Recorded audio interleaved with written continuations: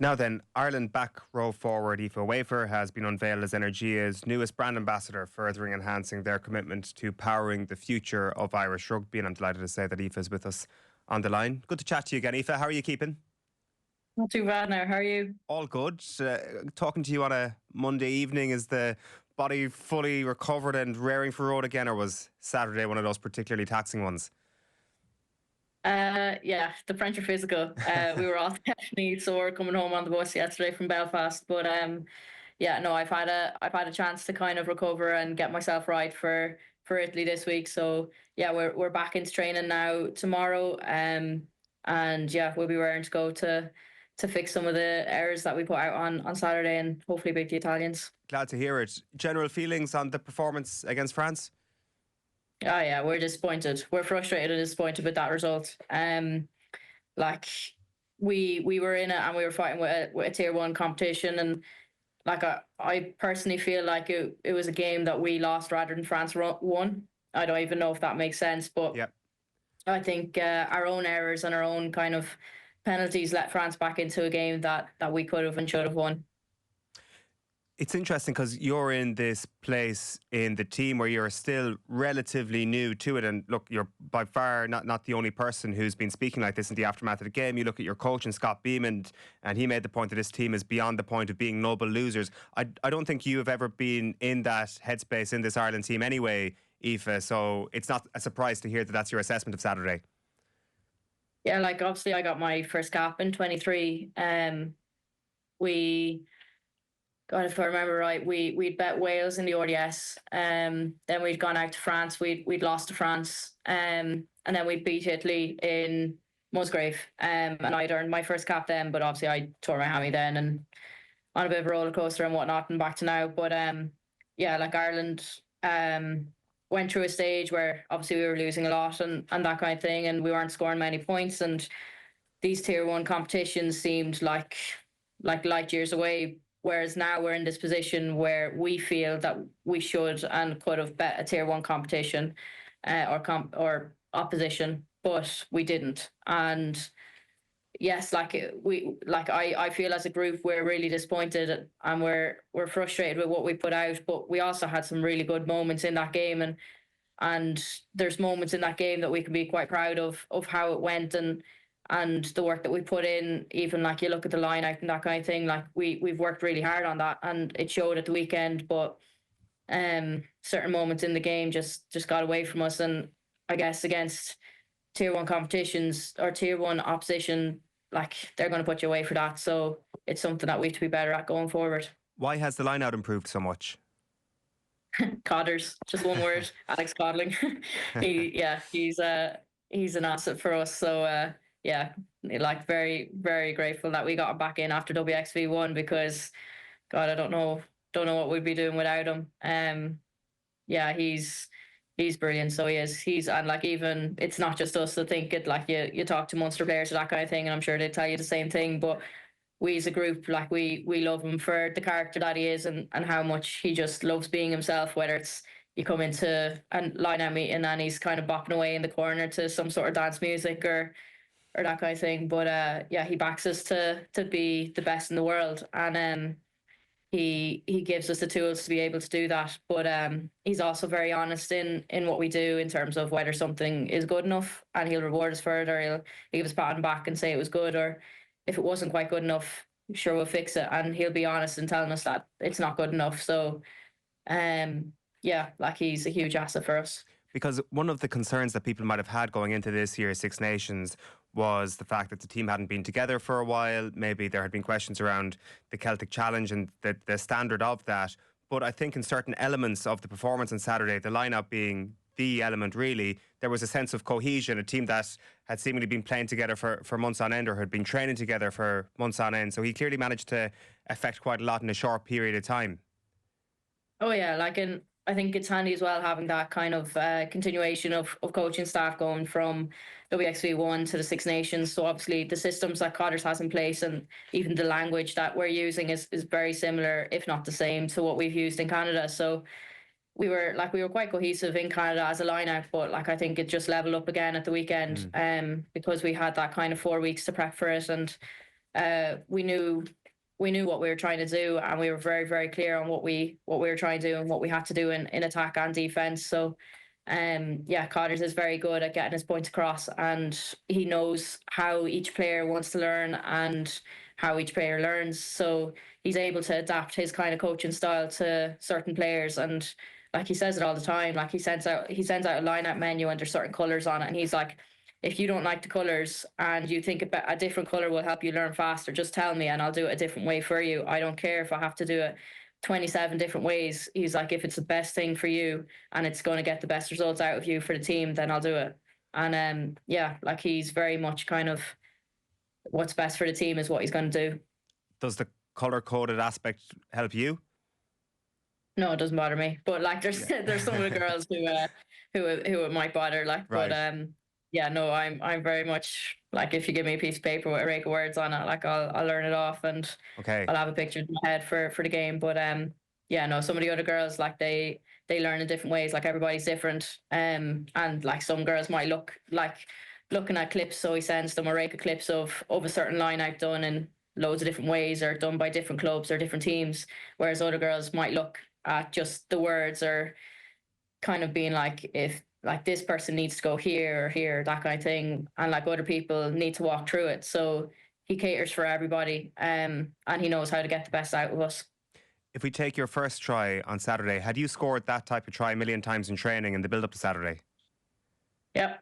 Yeah, like yeah, we knew that if we knew that was either going to work and I'd go over, or we would, like, there's loads of different options. Maybe I wouldn't carry and I'd hit somebody else. Or if I did get tackled, like, how are we going to beat the French and race them around the corner to have a forward pod running at the likes of the 10 or the centre or that kind of thing, and beat them there. But yeah, no, we ran it quite a few times, but we were very clear as well of the roles and different kind of key aspects of that move that we needed to do. I presume when you're charging down in the line, the one opponent you didn't want to see standing there was Tiani Faleu. I don't mind. Like, if the girls need me to run into a brick wall, I'll do it. Like, if it's the best thing for the team, I have no problem with. I'd put my head down and run into it. So, yeah, like she hit me quite hard, but like it's just that thing of keep fighting down and towards the line. So, yeah, like I think like there was obviously still the hooker there who had come across, and like I have to beat her first. Then you have obviously Falau there, and then obviously their prop came across. So there was just quite a bit of work to do, but I reckon the girls probably did the most of the work in that move, because there was a lot that had to happen before I even touched the ball. Is there a situation there as well where maybe in other times you might have gone a bit lower to get the ball grounded first? Because it seemed like a conscious thing to go high because you maybe saw a second player coming towards you as well and you felt that was your best way of getting over the line. Yeah, I think I was very aware that, like, obviously, like there'd be people who would have noticed that the mall wouldn't be it wasn't a mall, so they'd leave it. But so obviously, like, you had the hooker to beat, so I had to kind of drop into her, and I knew there'd be another player kind of coming to hit me because, like, you're 5 meters or so out out from the line. So I think it wasn't kind of that thing where, like, obviously last year when we played the French, we had a top kind of try where I'd gone over the line, but like I was nearly parallel to the floor driving over. But I think in that scenario, it's probably too far out to completely drop your height to be able to get over the line. So yeah, I have to try bump them off a little bit and make some space for myself to get through. If that makes sense. Yeah, it does. It's fascinating because, like, what we've actually seen with the men's team, and to be fair, with a lot of teams in rugby over the last few years, really, is just this issue of being held up over the line and body shape, and when you go low, how you go low is just fascinating. So it is really interesting to get that insight. And like, I had got the sense that it was very deliberate from your point of view. This was not just where your body ended up. That this was something that was something you had practiced before and trained yourself into doing. Yeah, like it's something that we practice a lot as a squad as well. Like, obviously carrying height and that kind of thing, and obviously it differs outfield to 5 meters out from a try line, because like generally outfield you're probably hit by one, then hit by another. So it's kind of like a bang bang rather than like a double hit of just like bang, like, and you're whacked. But yeah, like obviously in Celtic Challenge we had a lot of tries held up by some of the girls kind of carrying over, and then the Welsh are quite good at it in terms of they'll just bury in underneath it. But yeah, like Cotters again, Hugh Hogan, Dennis Scott, a lot of them have worked quite hard with us as a group in terms of technically how to do it and how to be better at it. And like as a group, we've watched a bit of footage as well on how the men carry and that kind of thing. So yeah, like it's something that we work on all the time, and you can never be overworking on it, I suppose, because it's a key element of the game. I presume they're two very different storylines that you're assessing this week, but the question that I'm sure you're asking yourself is regarding going down 14-0 in those first few minutes and then being down only 2 points going into the final 15, 14, 13 minutes as well, and France kind of extending their lead at the end. As I say, it does feel like two very different things. So if we start with the latter of those two things, in those final 13 minutes, what were you thinking? I'm sure you thought at that point that this was very much a win that was going to be possible, but it just didn't materialise like that. Yeah, like I think this group is a group that never gives up, first of all. Like, God, like France could have been beating us 50-0 and we'd still be fighting away and fighting for each other. So I think when we got over for that try, it was a thing of like, right, we're just gonna keep fighting. We're gonna keep going, because like we have this if we're able to be the best of us. Like France obviously then got in for the try, and we were like, right, we're still in it. So obviously then it got to a stage where like we, even if we'd scored a converted try, like it probably wasn't going to be enough, but it'd be enough for a losing bonus point.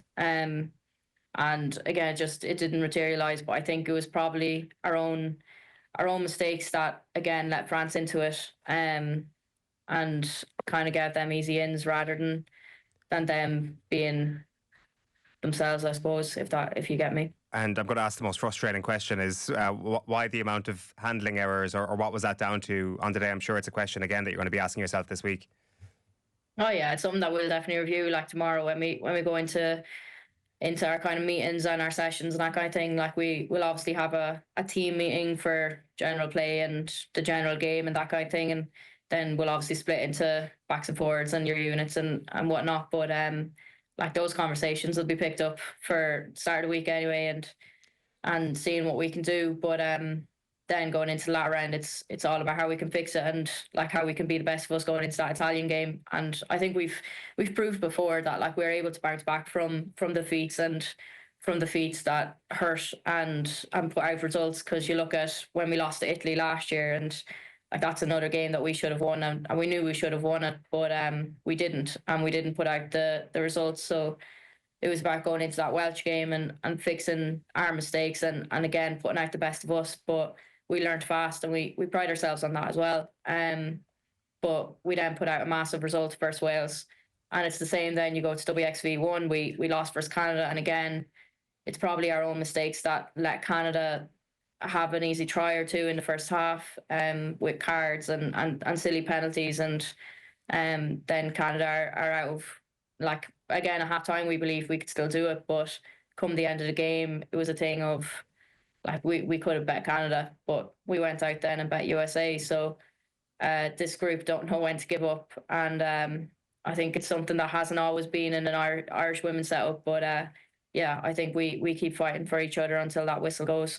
Look, there's no question the overall graph is certainly pointing up. Just a quick couple of other things, Aoife. Just on the 20-minute red card, there's been some question as to why the 20-minute red card was shown and it wasn't a straight red card. And also, I'm not sure if this was the case, but it was certainly picked up on TV. I think it was over near the right sideline, near the opposition 10-metre line. Looked like you shipped a hell of a high hit late on in the game, and I don't know, it seemed like they didn't even check it. According to the commentary on TV, it wasn't even checked. What were your memories of those few moments?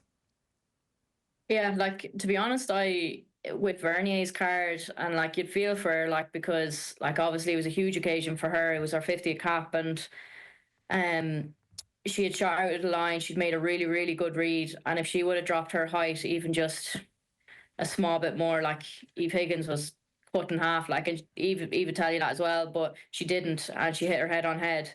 I didn't see the kind of contact areas of it in person, but I I suppose when you put it up on the big screen, like Holly has to make a decision, and she went yellow and bunker review, and obviously then it got upgraded to a red. So yeah, like I think if that's the decision that Holly reckons is the best at that moment in time, then that's the decision she'll go with, and we just have to go with that, because the referees are the ones that are obviously put in the spotlight for those decisions, and yeah, we just have to deal with whatever the consequence is. So yeah, and then with that one that kind of happened over at the right side of the pitch, like I knew it was high, because like it was big hit. But again, our leadership team in Lee, in like Amy Lee Coskin and Neve Jones and Tricky, like when she came onto the pitch, were questioning these things. But again, you just got to have trust in that TMO and in Holly and her AOers, that they're looking at it, and that they'll make the right decision at the end of the day. So they deemed it not high. So in their eyes, it's not high. But yeah. You have been listening to Aoife Wafer, who's been unveiled as Energia's newest brand ambassador, furthering and enhancing their commitment to powering the future of Irish rugby. Aoife, just before I let you go, unless I'm mistaken, it's your birthday tomorrow, so is there going to be a big celebration in the analysis room? Yeah, I don't know. I hope there's a bit of cake. I have a very bad sweet tooth, so yeah, no, I'm lucky enough to share it with Adele McMahon as well. So the Right. two of us, I'm sure, I'll have a bit of a celebration. If it's not some sort of celebration, I'm sure I'll get birthday bump somewhere along the line. Well, you got a few birthday bumps on Saturday, I think it's fair to say. Best of luck this week against Italy. Always great to chat to you, Aoife. No, cheers. Thank you very much. Happy birthday. Cheers.